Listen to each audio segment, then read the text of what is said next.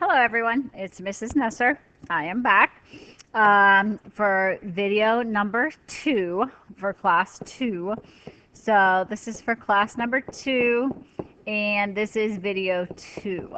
So continuing on with linear inequalities with absolute value in them. Okay, so couple more examples just to kind of go off. Keep in mind, no, let me just kind of go back here to organize your brain a little bit. We're still in section 1.3. We are doing absolute value inequalities. So that does mean you are going to see the absolute value sign and you are going to see a less than or greater than or equal to sign. And that gives you a clue as to how to solve it. Whatever the math problem looks like, it does give you a clue on to how to solve these. Okay, so we are going to start off with some new examples here. I could continue it, but we'll start fresh. Okay, so there's example 1 there. And let's go ahead and do example 2. Smaller one here.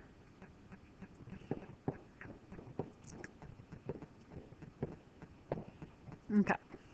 All right, so the first thing I see, and when I look at this, I see there's absolute value bars, and that means I have to have 2 problems. So the question becomes then, how do I set up the 2 problems?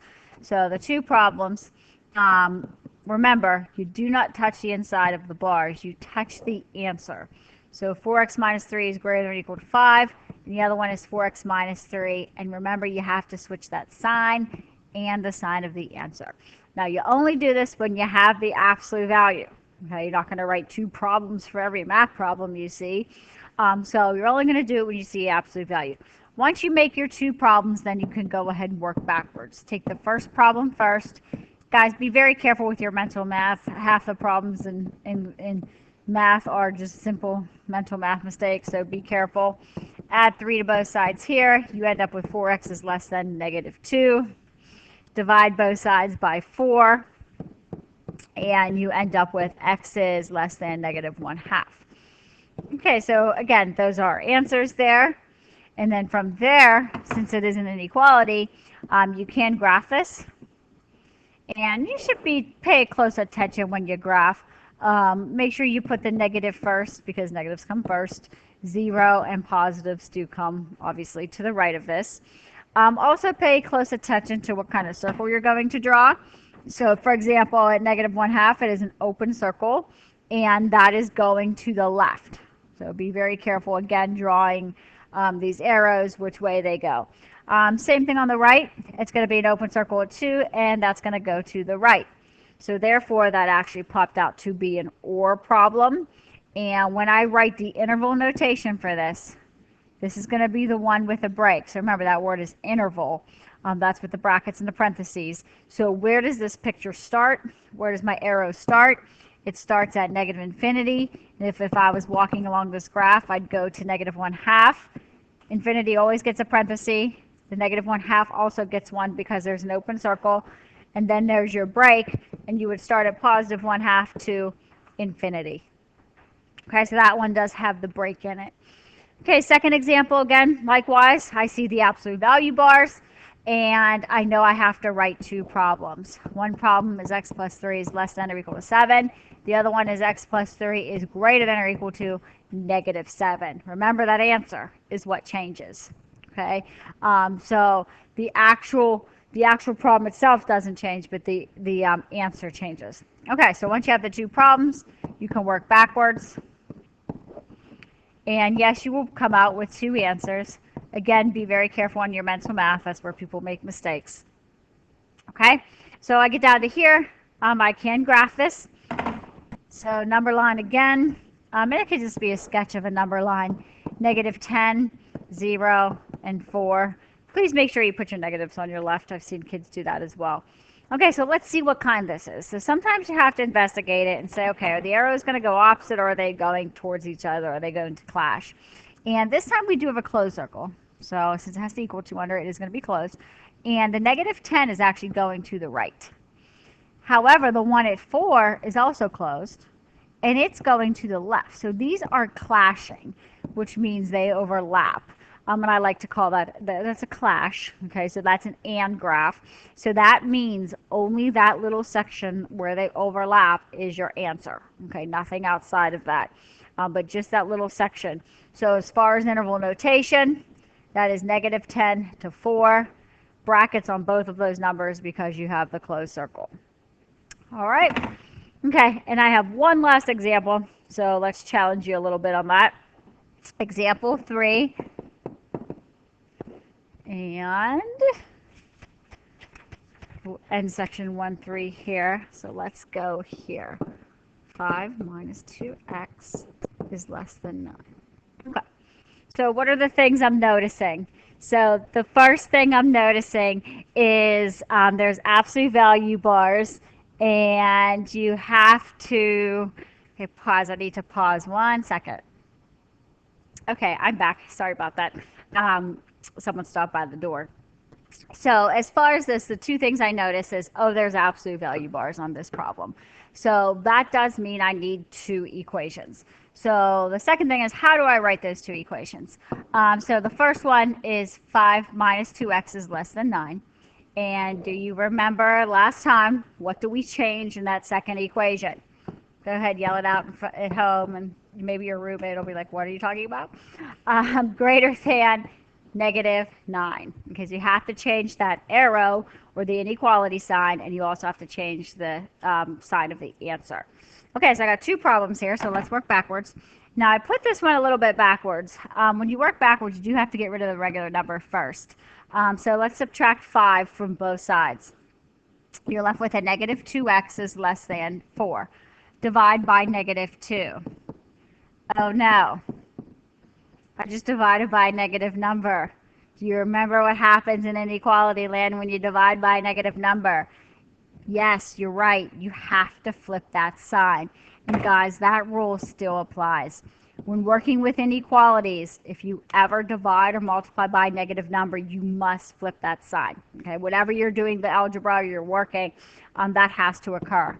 So the second problem, subtract 5 from both sides, you get -2x is greater than -14, and you're not switching there. It's only when you divide or multiply by negative, and here we go again.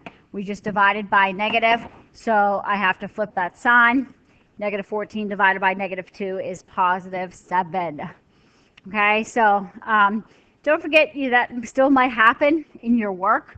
So as you're working in inequalities, you do have to flip that sign when you divide by negative. Okay, so let's see how this one turned out. So if I'm looking at my graph here, I have -2, I have 0, and I have 7. And if I look at the circles here, they're both open. So -2 is an open circle, and it is going to the right.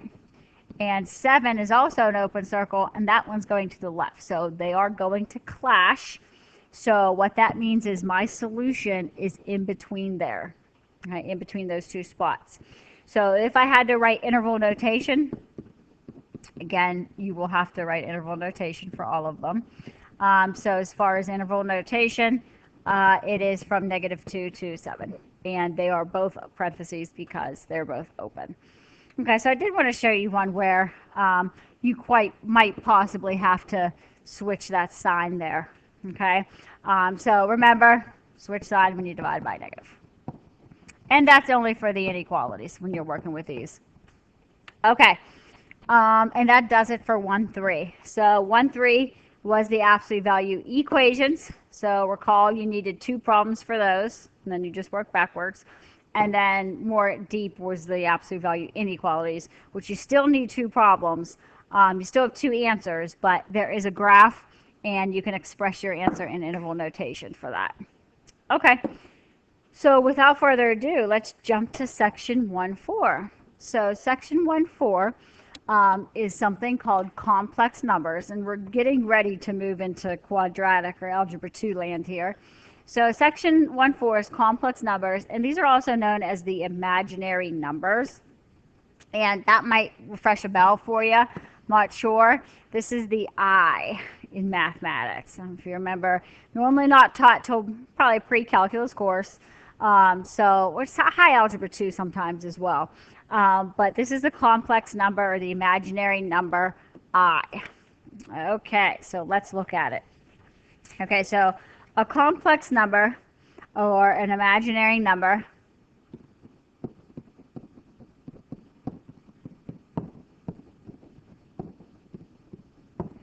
is in the form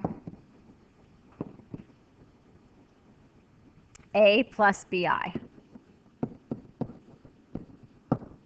where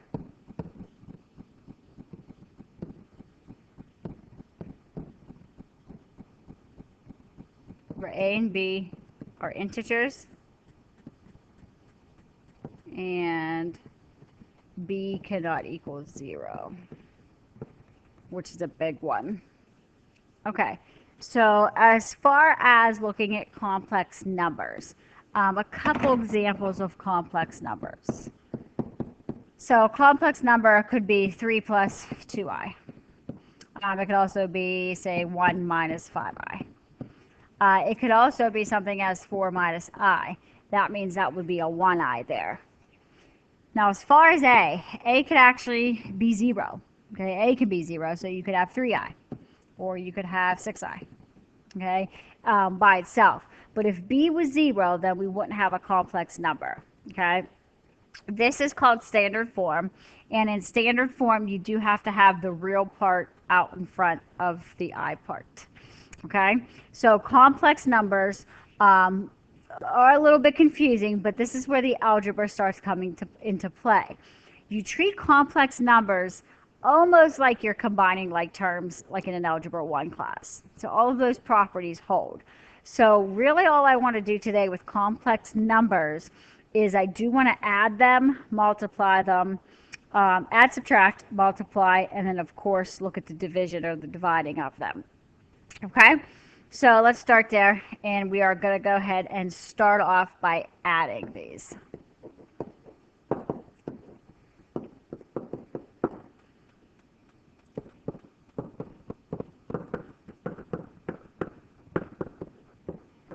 Okay, and sometimes they'll put them in parentheses. I don't want that to confuse you. This is just an addition problem, and it's because of this plus sign right here in the center. That's how you know it's addition. So you need to look for that plus sign, and you have to visually see it, okay, because it'll tell you what to do. As far as adding, all you want to do is combine like terms, just like Algebra 1. That's all. Not very difficult, guys. So you combine your real parts and you combine your imaginary parts. So 2 plus 6 is obviously not 12. Oh my gosh, it's been a long summer. I'm multiplying. Is 8. And then you combine your imaginary parts. So negative 3i plus 2i is negative 1i. Voila. Okay? Not very, very difficult at all. Let's go look at another one just because that was too easy. So let's do 5 plus 2i plus 4 plus 3i. And this is all addition. So as far as addition, I'm looking for the addition sign. I know that that means to combine like terms. So 4 plus 5, 5 plus 4 is 9. And lastly, 2i plus 3i is 5i. And you should put your number first because that is standard form. Okay?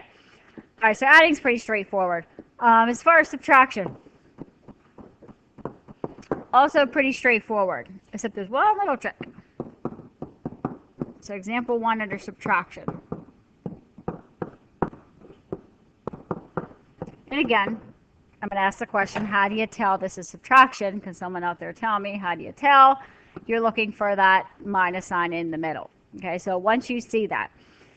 Now, in my opinion, when I see subtraction, the first thing you need to do is distribute the minus sign.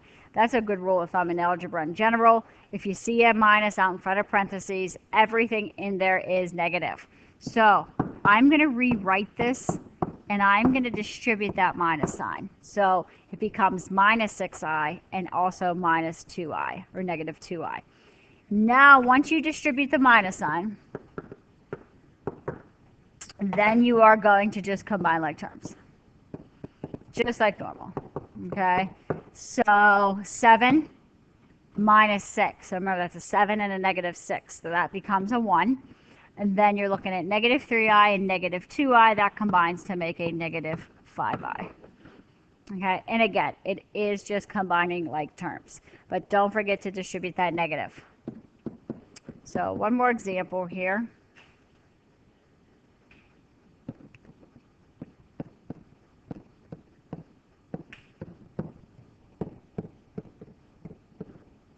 Okay, so again, here's a minus sign. I see the minus in the middle. I know that's subtraction. I know that I have to distribute the negative sign there. The first one technically not going to have a negative as well, but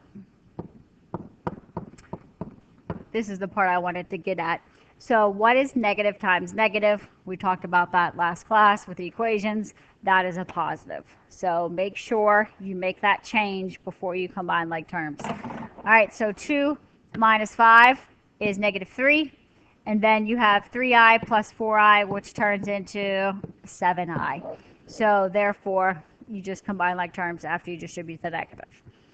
Okay, so adding and subtracting so far. Now let's move on to multiplication.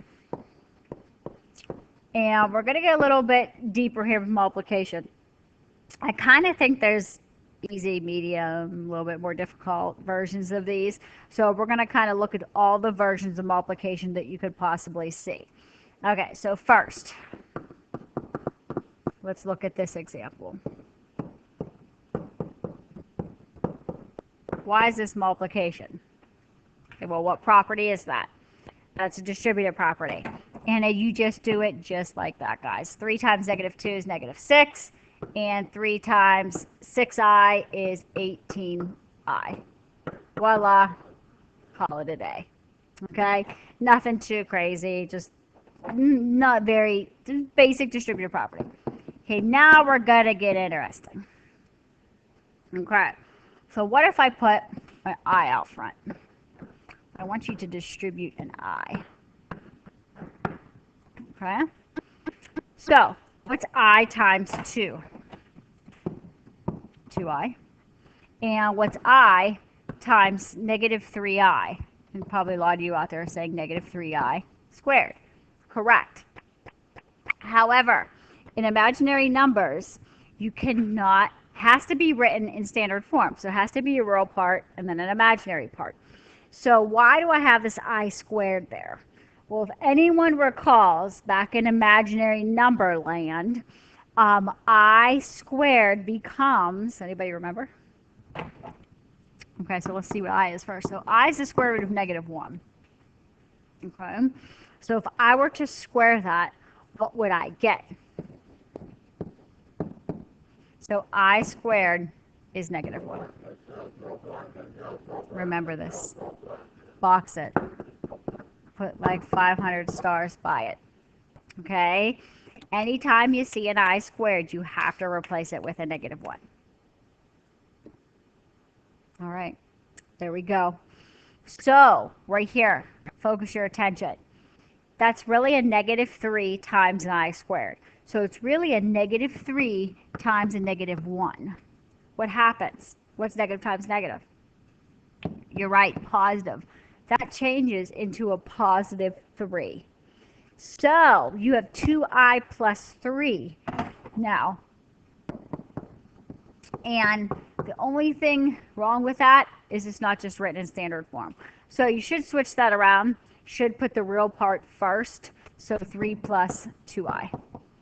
Okay, so keep in mind, I will probably just do half points. You'll see when I grade, I take half points off if things aren't simplified or written correctly. Okay, so that, a little bit more difficult. All right, let's look at example 3. Oh boy. Now we're going to get really interesting.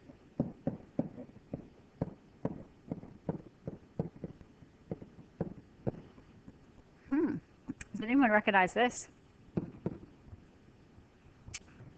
There's no plus in the middle. There's no minus in the middle. It's multiplying.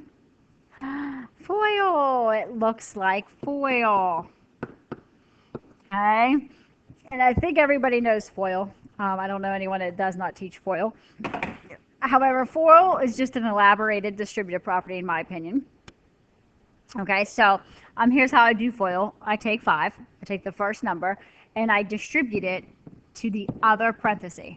Okay, so 5 times 4 is 20. 5 times negative 3i is negative 15i. Now I'm done distributing the 5, so now I have a 2i to distribute. Now I take the 2i and I distribute him to everyone in the parenthesis. So 2i times 4 is 8i, and 2i times negative 3i is negative 6i squared. Okay. So if you remember back in the day when you FOILed, and when you FOIL, you can always combine the center two terms. So if you notice right here, those are like terms. So I usually combine those at once. So negative 15 plus 8 is going to give me negative 7i.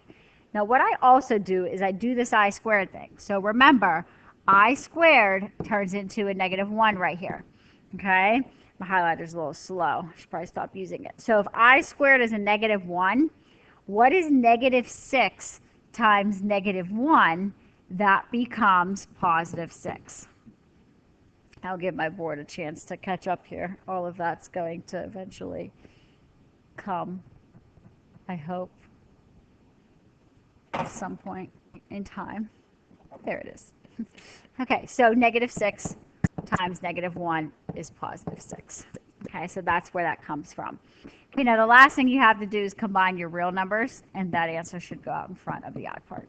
So 26 minus 7i. But yes, you can FOIL these just like algebra. Okay, and then example 4, I call this incognito FOIL, secret FOIL. Do you know that it's FOIL? No one ever does.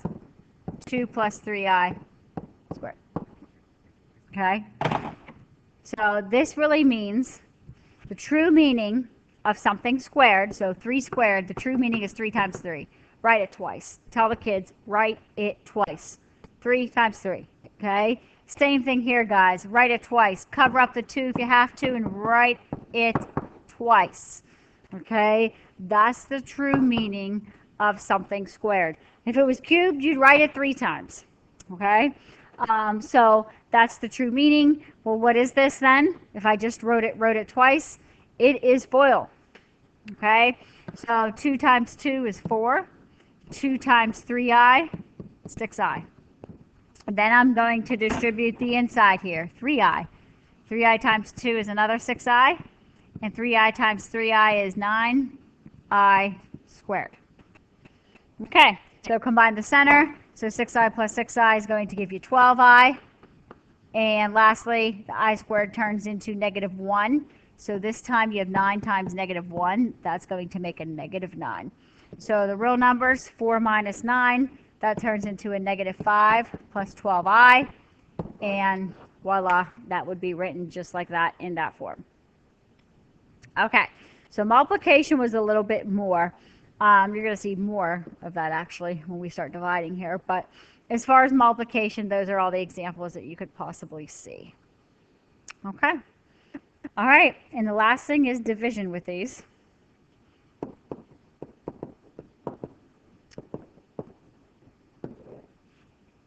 Okay, so before we divide, we need to talk about something called the conjugate. Now keep in mind, an I is a square root.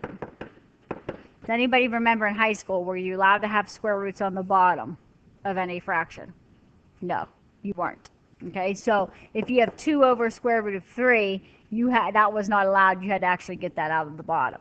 Okay, and again, we'll talk about how to do that. So likewise, you're not allowed to have i's in the bottom of a fraction. That's the problem. So you need to use something called the conjugate. The conjugate is really just the opposite sign of the imaginary part.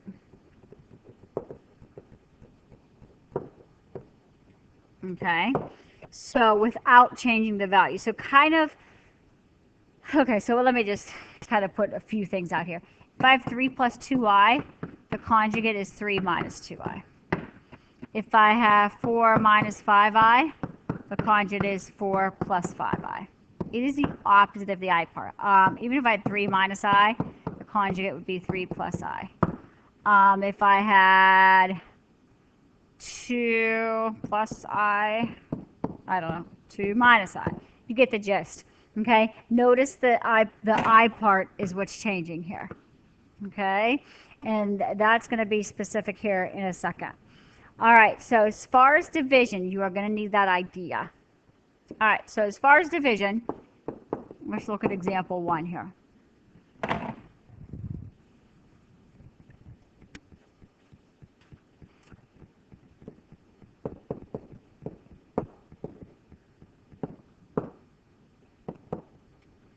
And I'm going to put example 2 over here because they're very similar.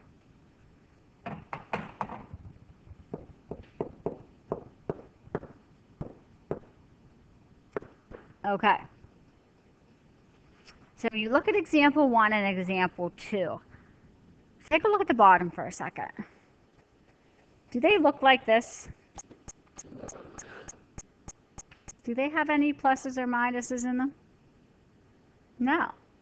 The bottom is not in the form of A plus BI. If it was, you would use A minus BI. However, the bottom's not in that form. So this is actually a little bit easier. If you don't see that, you can just multiply top and bottom by I.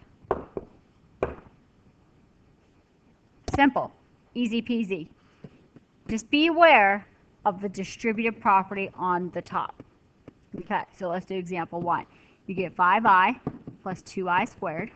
On the bottom, you end up with I times I, which is I squared. Now, what happened to all I squareds again?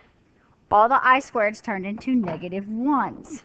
So, negative 1, negative 1. So, 5I, 2 times negative 1 is negative 2, all over negative 1. All right, now as far as organizing this, if these numbers divide, you should do that. So I'm going to first switch this around, negative 2 plus 5I, all divided by negative 1. Okay, and if they divide by negative 1, you should do that. This is a distributive property. They both have to divide by negative 1. So negative 2 divided by negative 1 is 2, and 5I divided by negative 1 is negative 5I. So that would reduce to that, okay, if the bottom ended up being just a negative 1. Okay, so on the second one, same thing, distributive property of 4I minus I squared all over 3I squared. Okay, now remember, all the I squareds turn into negative 1s. Okay, now be careful on the top here. You have 4I minus a negative 1. Minus a negative is going to turn into positive. 3 times negative 1 on the bottom is going to turn into a negative 3. Okay, so I'm going to switch this top around, and I'm going to switch it to 1 plus 4I all over negative 3. Okay, in my mind, that is simplified. You may see your book split this. This is good. Sometimes you'll see your book split it. Negative 1/3. Whoops, not plus. Minus 4/3 I. Since it doesn't divide, they just split it. Okay, and keep the fractions. So either or, again, I don't really care which one you give me there. But if you're looking at the textbook and you're working on your homework, you're probably going to see the bottom answer a lot of the times. Okay, because that technically is standard form. So here's your A and here's your BI part. All right, so as far as division, so far, we've looked at the easy ones where you just multiply by I because I didn't have an actual standard form in the bottom.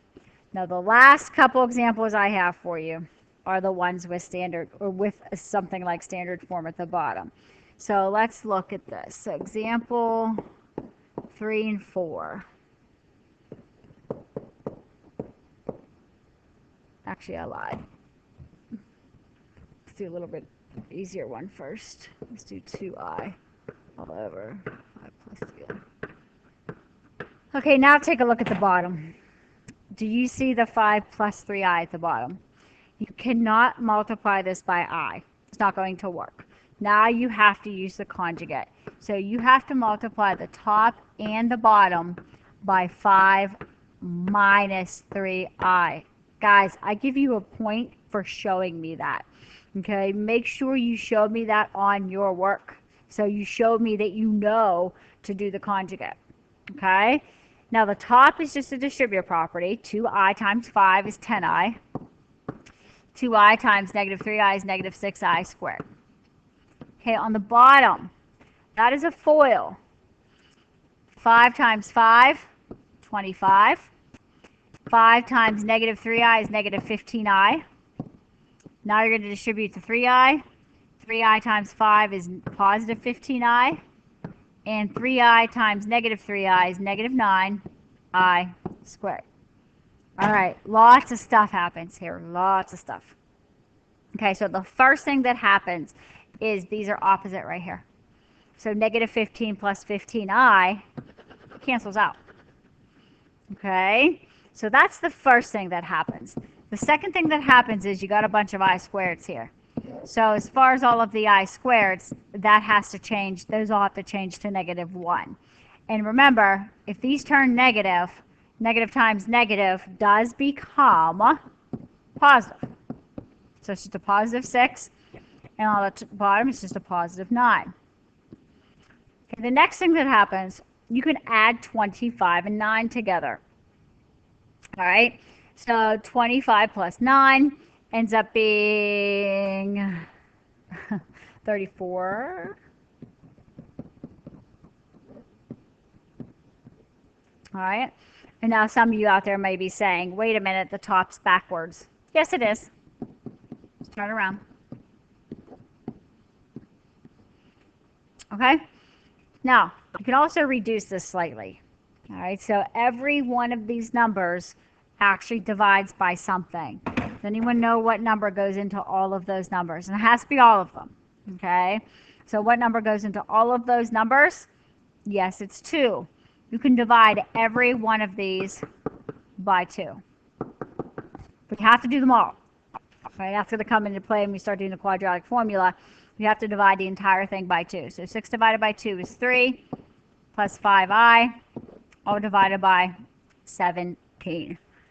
Okay, and I think that will do it. You could also split this too, guys, and then reduce each fraction separately. Okay, you would end up with 3/17 plus 5/17 I. So either or. Okay, but I do like you to reduce it. If it's reducible, please do it. It should be reduced. As far as reducing, you would not be able to reduce something like this. Okay, so you can't just pick and choose, like for example right here, you can't do that. You have to divide every single thing that you see. And you could, I mean, you could split it and then reduce it. So this would turn into 1/3 plus 5/6 I. Could also do it like that. Okay, but only the one part would reduce if you split it. You can't just turn this into a 1/3 right here and keep it combined, because then that would mean that that would be 5/3. So that's algebraically not correct. All these little algebra skills. So I am pretty lenient with the reducing and everything. I do half points just because there's so much in algebra to get right. So I will let you know that that you need to do it, but I usually am pretty lenient with the points. I'll look at your work. Your work is really the most important. All right, one more example. Hardest one I got for you.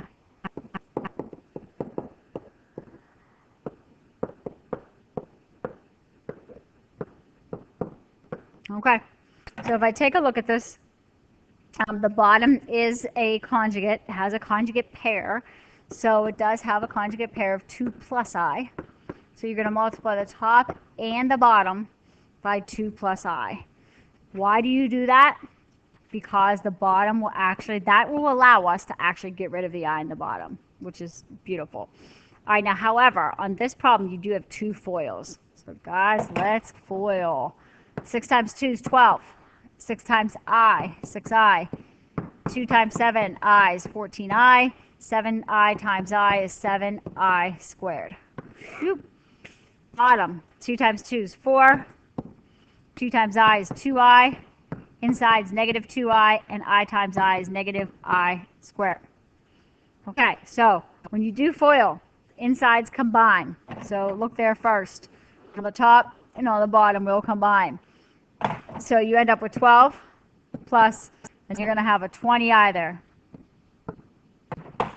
And on the bottom, you are going to have nothing because that is going to cancel out. Okay? The next thing you need to do is to look at the I squareds. They turn into negative 1s. Just the I squareds times negative 1s.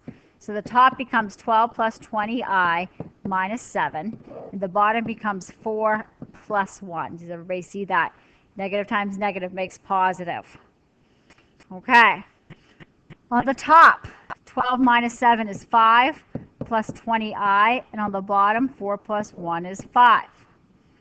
All right. Now as far as this, if you like splitting it up, you can split it up.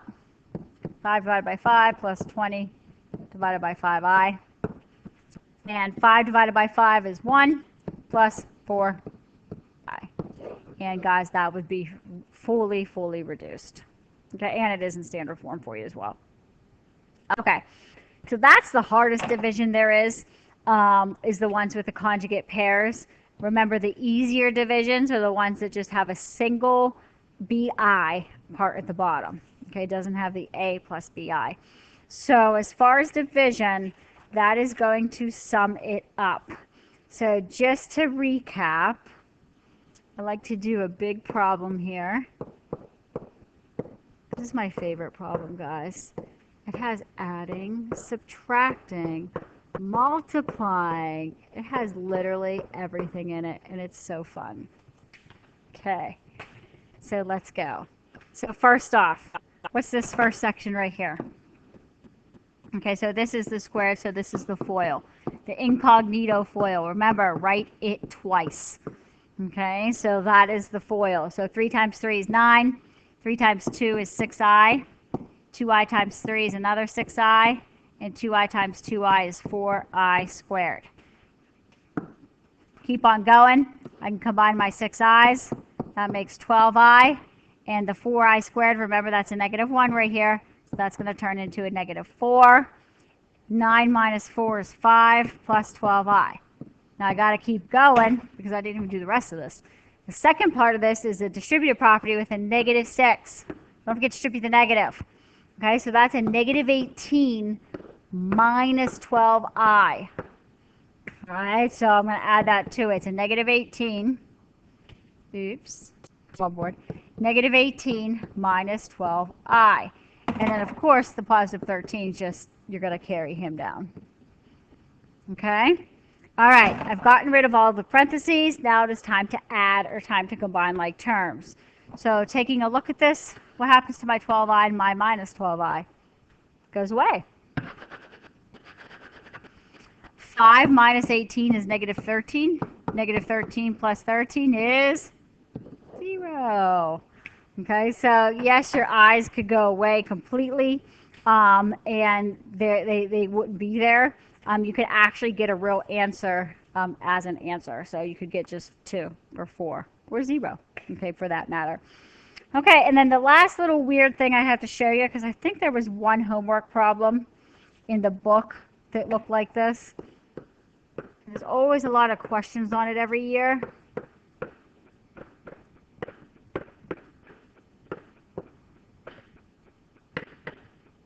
And I'm so excited because every year I don't have a smartboard to do this in class. I have to use the chalkboard. So now I'm actually so excited that I have a smartboard to use because I can actually show you how to do this.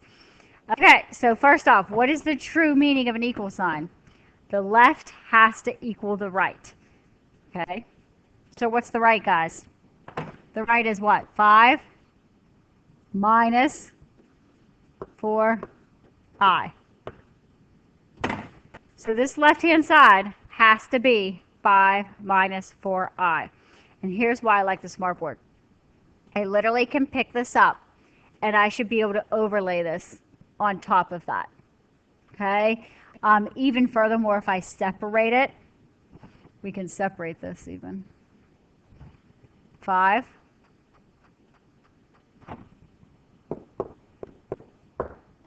And this should be minus 4i. Okay? So what did I just do? Take a look right here. 2x minus 1. What has to be in that spot? 2x minus 1 has to equal 5. Period. Okay, in order to be the exact same thing as the right, you have to overlay that. This expression has to equal 5. So if I work backwards, 2x equals 6, x equals 3. How about the second part right here? If I take a look here, what's 3y plus 2 have to equal? What's in front of the I? Negative 4. So 3y plus 2 has to equal negative 4.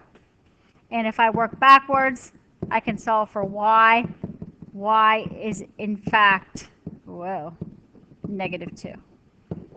So in order for the left to equal the right, x has to be 3 and y has to be negative 2. And if I plug those back in there, I would get 5 minus 4i.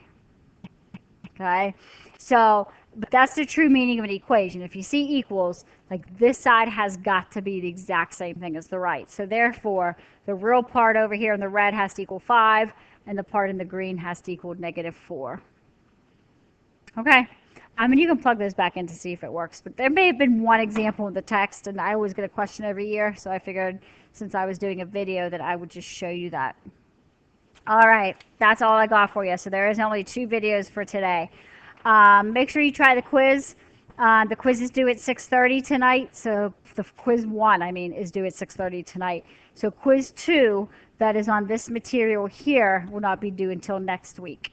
Okay, but make sure I get that quiz 1 tonight by 6:30. And again, if you have any questions, email me. I will get right back to you. I've already answered a couple. Even if it's a little question, by all means, email. Okay, thank you guys. Have a nice week.